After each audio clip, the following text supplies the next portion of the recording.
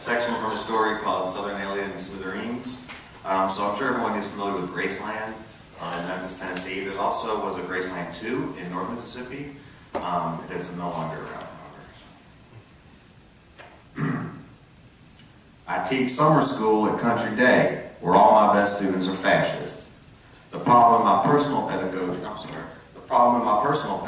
is that I refuse to teach fascists. Does that mean that I refuse to teach the work of fascists, or that I refuse to teach students who are fascists? Teaching summer school at Country Day has forced my hand. It means neither. Teaching fascists has taught me many things.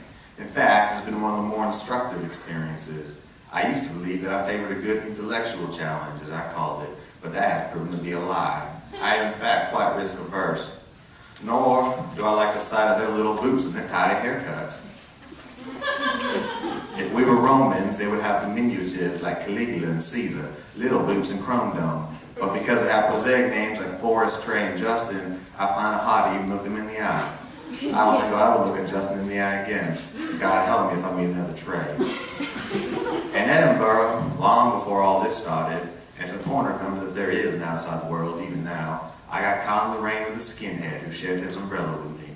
In this close space, I could smell his body spray, and it reminded me of sleepovers with my best friend who killed himself. I couldn't help but form a connection with the skinhead over this association, and when he offered me his umbrella at the end of our sojourn, I accepted, not because I anticipated needing it, nor out of a desire to see the skinhead get himself soaked, but simply as a kind of souvenir, not of him, but of my dead friend. Later on, during the fascist march, the anti-fascists outnumbered them over 1,001, and the fascists were so scared for their lives they had to be escorted every step of the way by the police, with whom they formed a kind of mutual rapport. Although it must be said, the police in that part of the world are nothing like the cops in Southern area. I was proud of the city. So you'll understand if in my desperation to get out of the classroom for a day, I took everybody on a field trip to Graceland 700. In fact, the most hostile Graceland in a long time, sequestered safely in the piney wilds of the Georgia Pacific Forest, the best of its kind.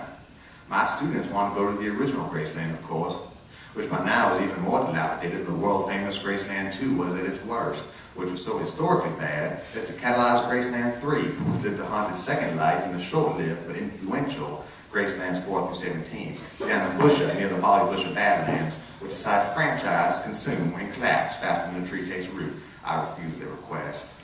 700 Gracelands to choose from. Not that Graceland 700 is literally the 700th, of course. And the creepy little nationalists just want to go to Graceland Prime, where they can eat Dippin' Dots out of vacuum pressure vending machines, and, if feeling sprightly, revel in their own reflections in the mirror room. Well, there's no chance. I must keep the peace. Always go south, always southerner, where Gracelands proliferate like crawdads out of the mud, and they stick to themselves. More importantly, it's a 5-hour ride through adverse conditions to get there. The radio lost its signal at critical moments in the broadcast, so I turned it off, and I entertained my students with stories of my own time at Graceland 2, which I still remember from my childhood, by virtue of which I'm certain that it did exist.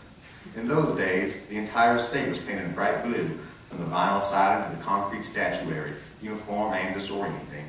In the house, smelled like a time-lapse video of decaying leafy greens. In fact, it smelled like the overweight man who inhabited it, Big McLeod, the owner, who himself resembled a kind of wax structure coming slowly undone by the heat of a frigid building. Of McLeod, who took pictures of every guest and plastered his walls with them, which of course became the focal point of many subsequent Gracelands. Much has been written about him in local music and poetry, and I couldn't think of much to add. But I described the interior of Graceland 2 in lavish detail anyway. The rotting stacks of bubblegum wrappers and magazine inserts, the sagging shelves of 45s, floor to ceiling with the face of the smirking white king himself all over them, vying against the black mold and cat urine. It's not anything that the little leather-gloved tyrants hadn't heard before, and I don't have anything novel to add to the mythos. I'm just satisfied to share my little part in the process at all, and to have passed another few hours in the company of fascists without accidentally and permanently damaging my position in Southern area. But when the bus breaks down halfway to Graceland 700, and we have to get out and push it all the way home, I'll very soon run out of stories. And I realize that I might have to start making stuff up if I don't want to confront my tidy little fascists directly. But that would be a lie. And lying, in fact, is firmly in the purview of fascists. And you'll forgive me if I have an aversion to that kind of thing, big town, small town coming or not. Thank you.